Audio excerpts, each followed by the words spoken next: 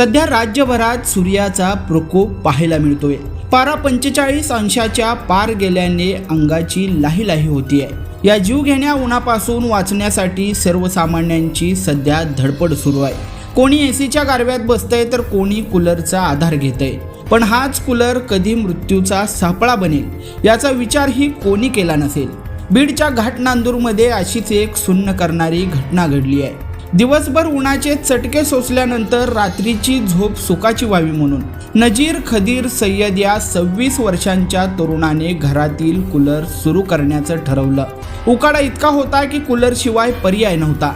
नजीरने कूलरमध्ये पाणी भरण्यास सुरुवात केली, पण त्याला कल्पनाही नव्हती की काळ तिथेच दबा धरून बसलेला आहे। कूलरमध्ये विजेचा करंट उतरलेला होता। नजीरचा स्पर्श होताच त्याला विजेचा असा काही तीव्र धक्का बसला की क्षणात होत्याचं नव्हतं झालं।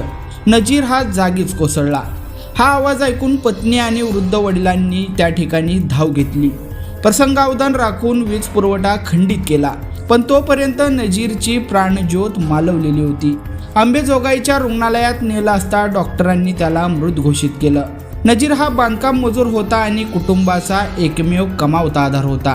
त्याच्या मागे त्याची पत्नी, वृद्ध आई वडील आणि केवळ 8 महिन्यांची चिमुकली आहे, ज्या लेकराला अजून वडिलांचा चेहराही नीट उमजला नाही।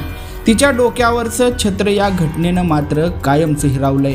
केवळ स्वस्त मिळतात म्हणून आपण लोखंडी बॉडीचे कूलर घेतो, पण सुरक्षिततेकडे दुर्लक्ष करतो। ही चूक तुमच्या जीवावर बेतू शकते। कूलरमध्ये पाणी भरताना नियम पाळा। कूलरमध्ये पाणी भरण्यापूर्वी नेहमी मेन स्विच बंद करा आणि प्लग सॉकेटमधून पूर्णपणे बाहेर काढा। कूलरच्या चालू स्थितीमध्ये कधीही पाणी भरण्याची चूक करू नका। हे थेट मृत्यूला आमंत्रण देण्यासारखं आहे। घरातील अर्थिंग योग्य नसेल तर लोखंडी कूलरमध्ये करंट उतरण्याची भीती 100% असते। वेळोवेळी वायरमनकडून घराची तपासणी करून घ्या।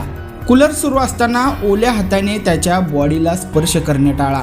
उन्हाळ्याचा थंडावा हवाच, पण तो जीवावर बेतणारा नसावा। नजीर सय्यद यांच्या कुटुंबावर आलेली वेळ उद्या कोणावरही येऊ शकते, त्यामुळे सतर्क रहा आणि सुरक्षित रहा।